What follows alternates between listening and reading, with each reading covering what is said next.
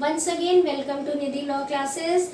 आपने basic structure doctrine का पहले पार्ट में आपने समझा था फर्स्ट अमेंडमेंट एक्ट से लेकर के और 24th कॉन्स्टिट्यूशनल अमेंडमेंट एक्ट तक क्या कहानी हुई।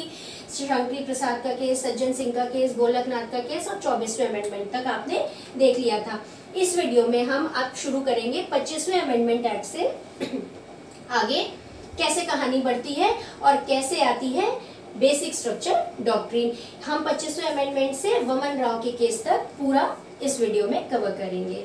तो चलिए स्टार्ट करते हैं। फिर 24वें अमेंडमेंट एक्ट के बाद 25वां अमेंडमेंट एक्ट ले आई इंदिरा गांधी की गवर्नमेंट। एक आर्टिकल 31C ऐड किया गया। 31C में दो बातें लिखी थी। आप जब अपने पेयर एक्ट में देखेंगे तो एक आपको इटैलिक्स में लेटर पार्ट लिखा हुआ मिलेगा, ऊपर का पार्ट आपको नॉर्मल लिखा हुआ मिलेगा। पहली बात ये कही गई कि जो भी कुछ DPSP में पॉलिसी को इम्प्लीमेंट करने के लिए जो भी हम लॉ बनाते हैं, पार्लियामेंट जो भी लॉ बनाती है, अगर वो इनकंसिस्टेंट भी हुआ आर्टिकल 14 से article 19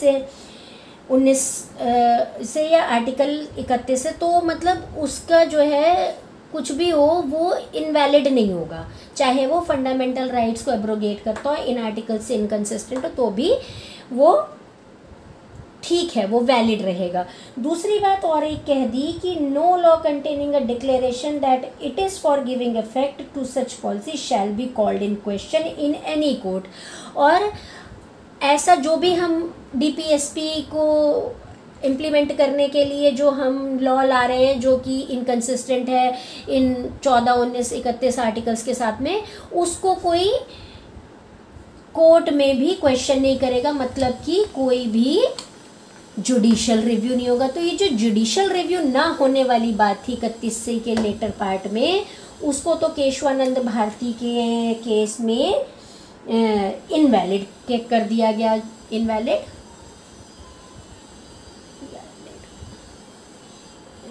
Keshavananda the no judicial review point was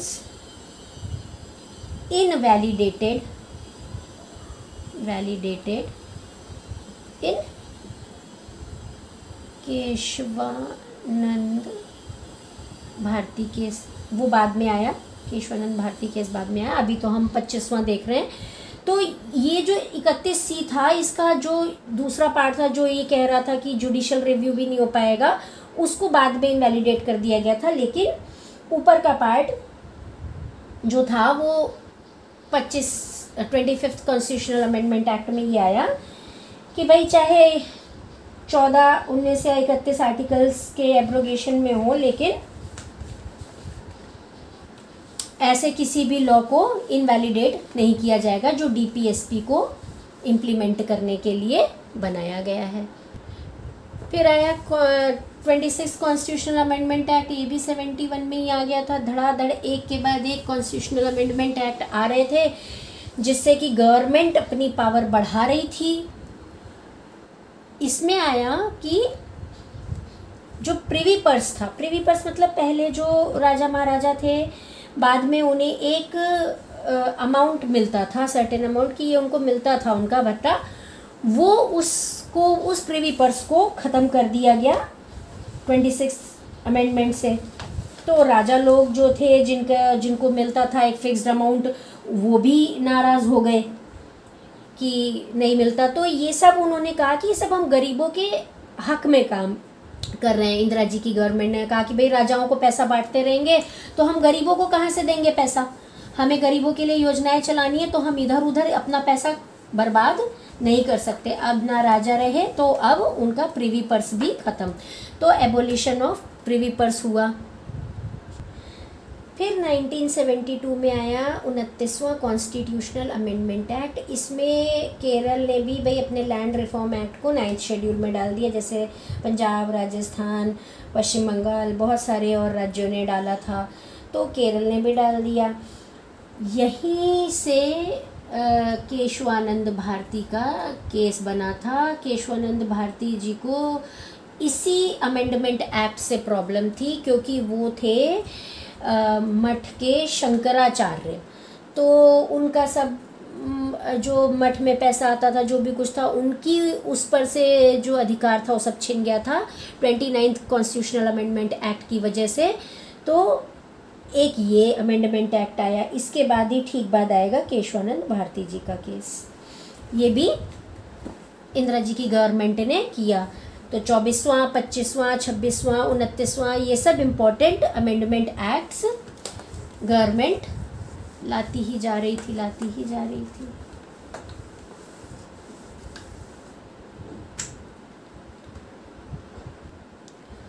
तो अब आया Kesavananda Bharati versus state of Kerala का केस। ये आया 1973 में। इसकी ये डेट 24 अप्रैल 1973 इम्पॉर्टेंट है, याद करिएगा, ये पूछ लिया जाता है। इसमें एक तो 29th अमेंडमेंट एक्ट को चैलेंज किया, क्योंकि 29th अमेंडमेंट एक्ट में क्या हुआ था, केरल लैंड रिफॉर्म्स को 9th शेड्यूल में रख दिया गया था। लगे हाथ बाकी भी सब 24वें 25वें सारे जो भी थे अमेंडमेंट्स, वो सब भी चैलेंज हुए। इसमें जो ये केशवानंद भारती जी थे, ये मठ के ये शंकराचार्य थे। तो जब लैंड रिफॉर्म एक्ट के तहत गवर्नमेंट प्रॉपर्टी एक्वायर करने को हुई, तो इनका अधिकार छीना जा रहा था। इनको जो भी कुछ उससे फंड आते थे शंकराचार्य होने की वजह से, तो वो सब इनके रुक जाता, सब कुछ इनका बंद हो जाता। तो इन्होंने केस कर दिया स्टेट ऑफ केरला के ऊपर। तो अब क्या हुआ, अब इसमें फिर से गोलकनाथ के केस का पुनर्विचार हुआ। ठीक है, अच्छा ये डेट एक वैसे भी याद रखिएगा, इस डेट को एक पंचायती राज दिवस मनाया जाता है। पंचायती राज दिवस मनाया जाता है, एक बार ही चेक कर लीजिएगा। पंचायती राज दिवस भी इसी 24 अप्रैल को मनाया जाता है। ठीक है, तो उस समय थे SM सीकरी साहब, CJI।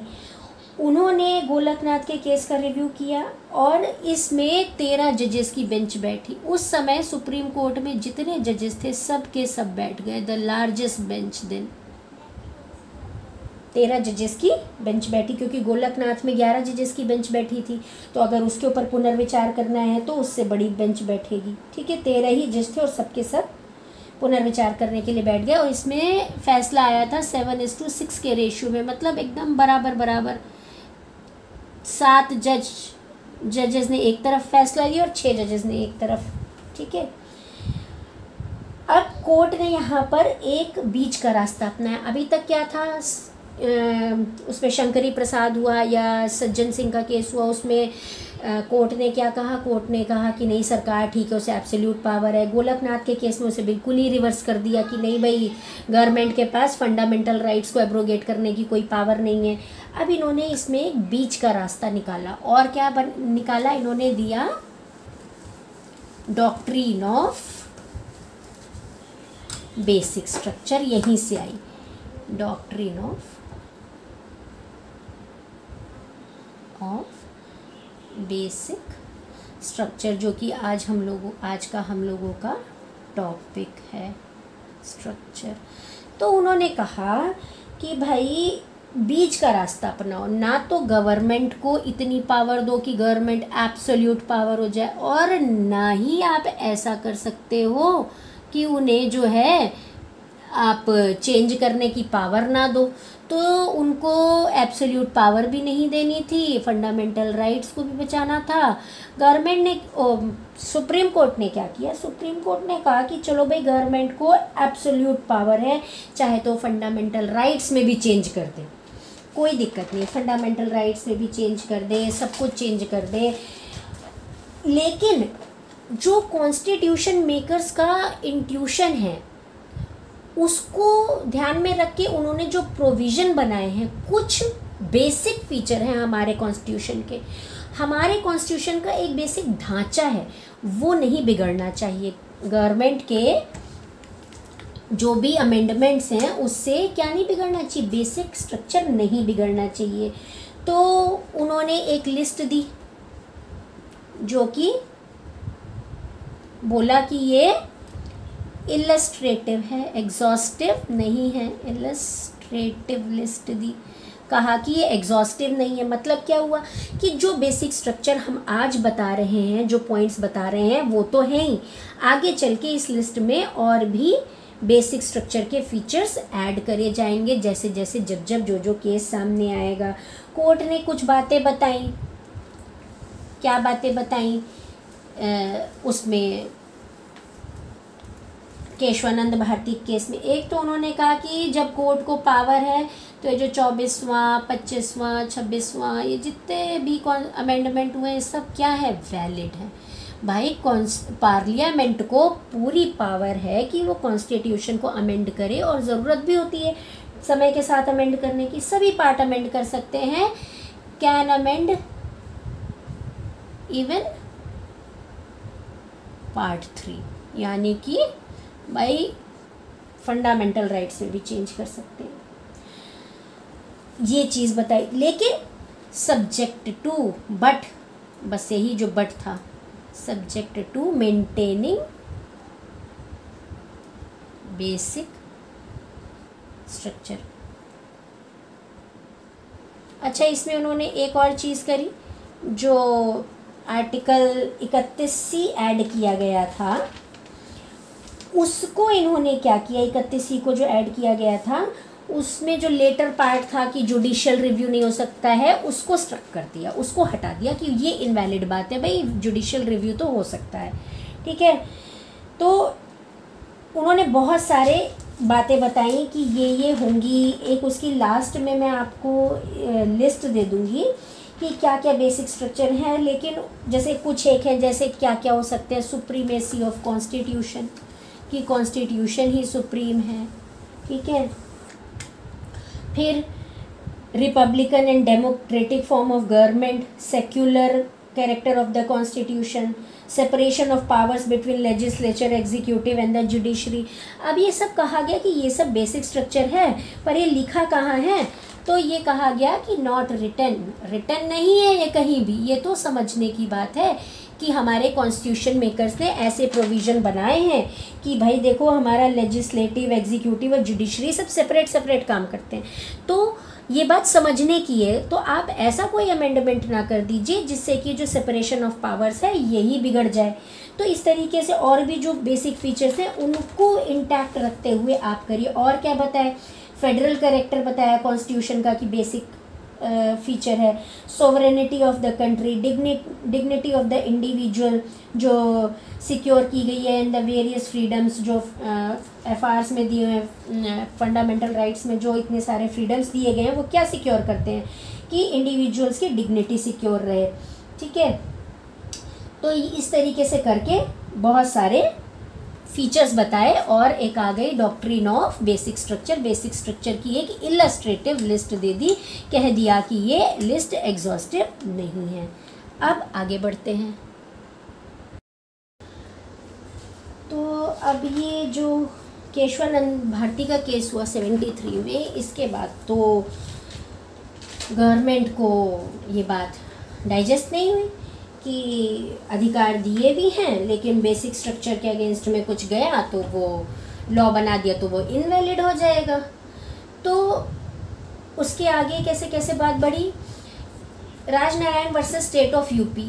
इसमें क्या हुआ था कि इंदिरा गांधी के खिलाफ जो है एक ये केस हुआ, इसमें इलाहाबाद हाई कोर्ट ने इंदिरा गांधी का जो इलेक्शन था उसी को क्वैश कर दिया और कहा कि इलेक्टोरल मेल प्रैक्टिसेस की वजह से इसे क्वैश कर रहे हैं, और उन्हें 6 साल के लिए बार कर दिया, 6 ईयर बार इंदिरा गांधी के ऊपर लगाया कि वो कोई भी पोस्ट अब नहीं होल्ड कर पाएंगी गवर्नमेंट में। तो अब इंदिरा गांधी ने कहा इससे तो उनका अब पूरा साम्राज्य खतरे में। उन्होंने क्या किया, इंदिरा गांधी जी ने इमीडिएटली एक तो सुप्रीम कोर्ट में उन्होंने इसके अगेंस्ट, इलाहाबाद हाई कोर्ट के फैसले के अगेंस्ट जो उन्हें बैन किया गया 6 साल के लिए इलेक्टोरल मेल प्रैक्टिसेस के चलते, उन्होंने क्या किया, अपील डाल दी, ठीक है, Indira Gandhi versus Rajnarayan.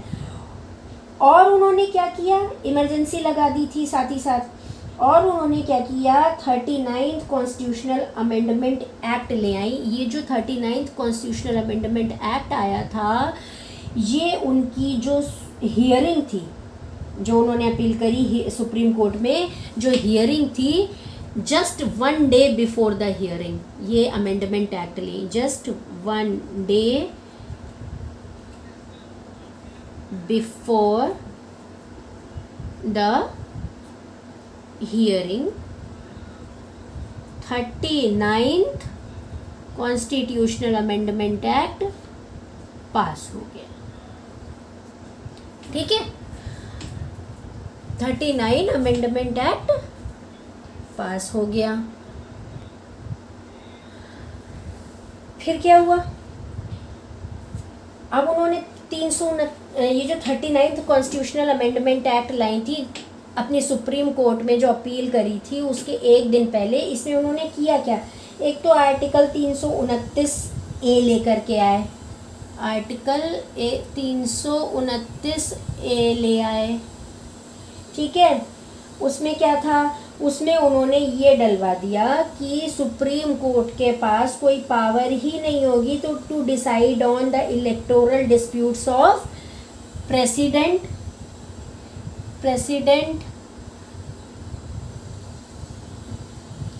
PM, prime minister, president, vice president और लोकसभा के स्पीकर ऑफ लोकसभा, इनके खिलाफ कोई भी मामला आता है इलेक्टोरल डिस्प्यूट से रिलेटेड तो सुप्रीम कोर्ट उसे सुन ही नहीं सकेगा। ऐसा प्रोविजन कर दिया, 329A में डाल दिया। और साथ के साथ आर्टिकल 71 को रिमूव कर दिया, 71 को रिमूव कर दिया कि भाई आर्टिकल 71 भी हटा रहे हैं, जिसमें कि पावर थी सुप्रीम कोर्ट को। तो ये चेंजेस करे बाद में, हालांकि जब जनता पार्टी आई थी तो उन्होंने 329A को रिमूव करा था और फिर आर्टिकल 71 को भी रिस्टोर्ड कर दिया था 78 में 44th कॉन्स्टिट्यूशनल अमेंडमेंट एक्ट में। तो ये जो है कर दिया इंदिरा गांधी जी ने कि उनका टर्म पूरा हो सके। ठीक है, ये अमेंडमेंट एक्ट आया। फिर उसके बाद उन्होंने 1976 में 42nd कॉन्स्टिट्यूशनल अमेंडमेंट एक्ट लाया और उसमें इतने ज़्यादा चेंजेस हुए, जुडिशल रिव्यू की पावर स्नैच कर दी गई और इतने ज़्यादा चेंजेस हुए कि उसे मिनी कॉन्स्टिट्यूशन ऑफ इंडिया भी कहा जाता है, because there were so many number of changes in 42nd constitutional amendment act. तो जो इम्पॉर्टेंट है, जो इससे रिलेटेड है बेसिक स्ट्रक्चर से, वो क्या चेंज था कि आर्टिकल 31C में 4th क्लॉज डाला गया कि भाई DPSP 31C 4th, उसमें ये था कि अगर DPSP में जो भी लॉ बनाए जाते हैं पार्ट 4 में, वो कॉन्ट्रावेंशन में भी हो पार्ट 3 के, तो भी वो वैलिड होंगे और वो जुडिशल रिव्यू के अंदर नहीं रखे जा सकेंगे। फिर 368 में, आर्टिकल 368 में 4th एंड 5th ये जो है डाले गए। ठीक है,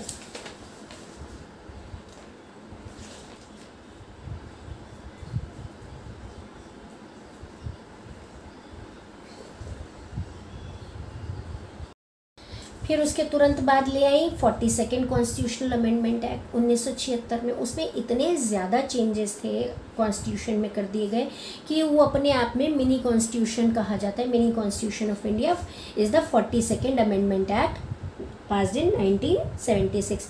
इसमें उन्होंने 368 में 2 क्लॉजेस जोड़ दिए, clause number 4 and clause number 5।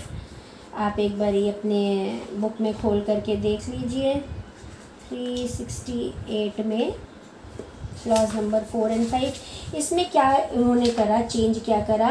वैसे तो बहुत सारे अमेंडमेंट्स थे, लेकिन जो हमारे बेसिक स्ट्रक्चर से रिलेटेड है क्या कि पार्लियामेंट अमेंड कर सकती थी, फिर से एब्सोल्यूट पावर दे दी गई पार्लियामेंट को, कैन अमेंड एनीथिंग। और जुडिशियल रिव्यू भी नहीं हो सकेगा, ये भी उसमें कह दिया गया। और by virtue of sub clause 5 ये हो गया कि भाई बेसिक स्ट्रक्चर तक को चेंज किया जा सकता है। तो ये बाद में मिनर्वा मिल्स के केस में इसको भी इनवैलिड डिक्लेयर किया गया था। अब जुडिशियल रिव्यू से बाहर आ गए, 368 304 क्लॉज 4 और क्लॉज 5 डाल दिया। तो अब जो भी चेंजेस वो करें वो जुडिशियल रिव्यू से बाहर, मतलब उन्होंने बेसिक स्ट्रक्चर की डॉक्ट्रिन की कोई परवाह नहीं करी, चाहे वो जो भी करें। सारा जो केशवानंद भारती का फैसला था उसको नलीफाई कर दिया, उसको पलट दिया, और फिर से पार्लियामेंट को मिल गई एब्सोल्यूट पावर। उन्होंने कहा जी हम तो नहीं मानते बेसिक स्ट्रक्चर की कोई डॉक्ट्रिन को, हमें तो जो मन करेगा हम वही अमेंड कर देंगे। ठीक है, फिर आया मिनर्वा मिल्स का केस।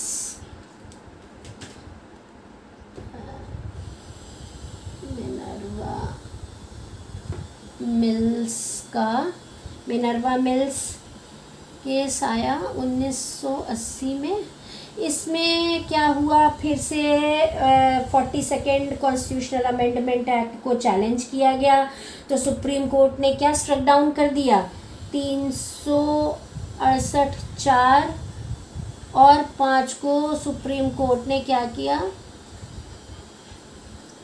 स्ट्रक डाउन कर दिया। कहा कि भाई ये इनवैलिड है, ठीक है, ये बेसिक स्ट्रक्चर को डिस्ट्रॉय कर रहे हैं। सुप्रीम कोर्ट ने कहा, इसमें इम्पॉर्टेंट क्या बातें सुप्रीम कोर्ट ने बताई कि जुडिशियल रिव्यू जो है वो खुद एक बेसिक स्ट्रक्चर का पार्ट है। इसमें हेल्ड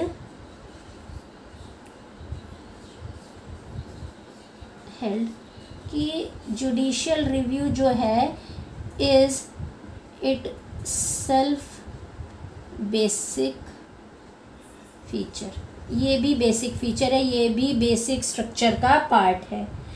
ठीक है, तो parliament can't amend the constitution to snatch the judicial review power. Parliament ये नहीं कर सकती कि ये अमेंडमेंट ले आए कि जुडिशियल रिव्यू को हटा देंगे, क्योंकि जुडिशियल रिव्यू ही बेसिक स्ट्रक्चर है अपने आप में एक। दूसरा उन्होंने क्या हेल्ड किया, जो इम्पोर्टेंट बातें थी कि जो अमेंडिंग पावर्स है ना पार्लियामेंट के पास, अमेंडिंग पावर्स जो आर्टिकल 368 से मिलती हैं, आर्टिकल 368 से मिलती हैं, ये लिमिटेड हैं, ये अपने आप में अनलिमिटेड पावर तो है ही नहीं। Amending power is limited. तो ऐसे अमेंड करना कि उस लिमिटेड पावर को आप अनलिमिटेड बना दो, ये गलत है। To amend in such a way to have unlimited power, ये गलत हो जाएगा। Limited power with parliament is also basic feature, ये भी एक बेसिक फीचर, ये भी बेसिक फीचर है, ये भी बेसिक फीचर है। ये बताया कि भाई तुम्हारी पावर ही लिमिटेड है, यही बेसिक स्ट्रक्चर है कॉन्स्टिट्यूशन का। कॉन्स्टिट्यूशन मेकर्स की इंटेंशन ये थी कि तुम्हारे पास हमेशा कॉन्स्टिट्यूशन को अमेंड करने की पावर रहे, लेकिन लिमिटेड तरीके से रहे। अनलिमिटेड पावर देने का कभी भी कॉन्स्टिट्यूशन मेकर्स का इंटेंशन था ही नहीं। और एक उन्होंने बात कही उस समय की, पार्ट 3 यानी कि फंडामेंटल राइट्स और पार्ट 4 यानी कि DPSP, ये इनमें हार्मनी होनी चाहिए, शुड बी हार्मोनियस। ये भी बेसिक स्ट्रक्चर का ही एक पार्ट है, शुड बी इन हार्मनी। मतलब आप पार्ट 4 को इम्प्लीमेंट करने के लिए, स्टेट अपनी पॉलिसीज़ को इम्प्लीमेंट करने के लिए ऐसे लॉ ना बनाए जो पार्ट 3 के साथ इनकंसिस्टेंट हो, ऐसे लॉ बनाए जो पार्ट 3 के साथ हार्मनी में हो। ये भी एक बेसिक फीचर है। तो ये बेसिक फीचर है, ये भी बेसिक फीचर है, ये भी बेसिक फीचर है। ये सब मिनर्वा मिल्स के केस में कहा, क्योंकि केशवानंद भारती के केस में सुप्रीम कोर्ट पहले ही कह चुका था कि बेसिक लिस्ट की जो बेसिक फीचर्स की जो लिस्ट है ये एग्जॉस्टिव नहीं है, ये इलस्ट्रेटिव है। तो धीरे धीरे करके इसी प्रकार से जुड़ते चले गए सारे के सारे बेसिक लिस्ट की फीचर्स में ये सब फीचर्स। तो ये जो इम्पोर्टेंट पॉइंट हैं काफ़ी सारे हैं इसमें, लेकिन फ़िलहाल बेसिक स्ट्रक्चर की डॉक्ट्रिन में इतने केसेस इंपॉर्टेंट हैं। तो आपने देखा शंकरी प्रसाद से लेकर के मिनर्वा मिल्स तक। एक और इम्पॉर्टेंट है फिर वामन राव का केस भी है इसमें, वामन राव का केस इसमें इम्पॉर्टेंट। ये 1981 में वामन राव के केस में एक इम्पॉर्टेंट बात सुप्रीम कोर्ट ने ये बताई कि भाई 24 अप्रैल 1973 का जो केशवानंद भारती का केस की जो डेट थी, इसके पहले के जो भी कॉन्स्टिट्यूशनल अमेंडमेंट एक्ट्स हैं वो सब के सब तो वैलिड हैं, ठीक है, उनको कोई नो चैलेंज।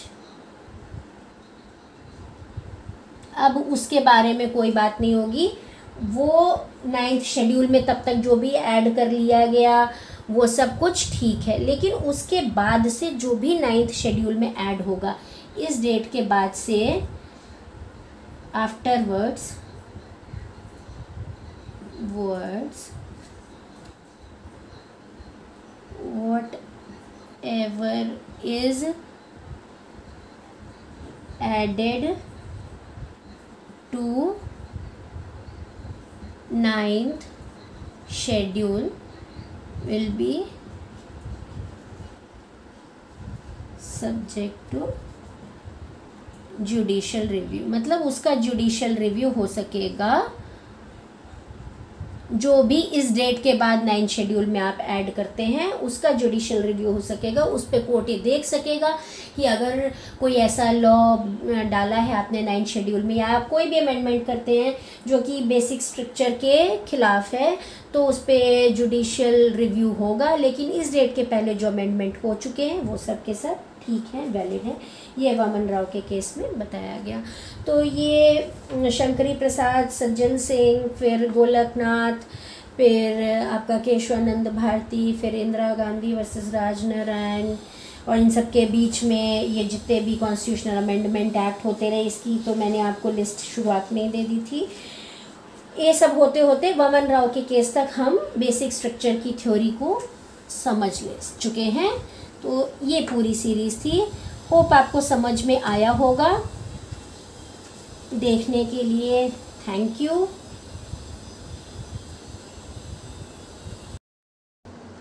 फिर मिनर्वा मिल्स के बाद आया वामन राव का केस। इसमें 1981 में सुप्रीम कोर्ट ने ये बताया कि केशवानंद भारती का जो केस था 23 अप्रैल 1973 की जो डेट के पहले के जितने भी कॉन्स्टिट्यूशनल अमेंडमेंट्स हुए हैं, जो 9th शेड्यूल के थ्रू इम्यूनिटी दी गई है जिन भी लॉज को, वो सब कुछ वैलिड है। लेकिन इस डेट के बाद से जो भी अमेंडमेंट्स होते हैं और 9th शेड्यूल में जो अमेंडमेंट होते हैं, कॉन्स्टिट्यूशन में जो अमेंडमेंट होते हैं, उन सब के ऊपर जुडिशियल रिव्यू करा जा सकता है। ये बात बताई वामन राव के केस में कि अगर वो बेसिक स्ट्रक्चर को डैमेज कर रहे होंगे इसके बाद का कोई भी अमेंडमेंट, तो that is subject to judicial review. तो this is all about basic structure theory. आपने देखा शंकरी प्रसाद से लेकर के वामन राव के केस तक इतने सारे कॉन्स्टिट्यूशनल अमेंडमेंट्स एक्ट और बीच में इतने सारे केसेस। तो होप आपको अच्छा लगा होगा, समझ आया होगा। देखने के लिए थैंक यू। तो please like, subscribe and share the video. Thank you.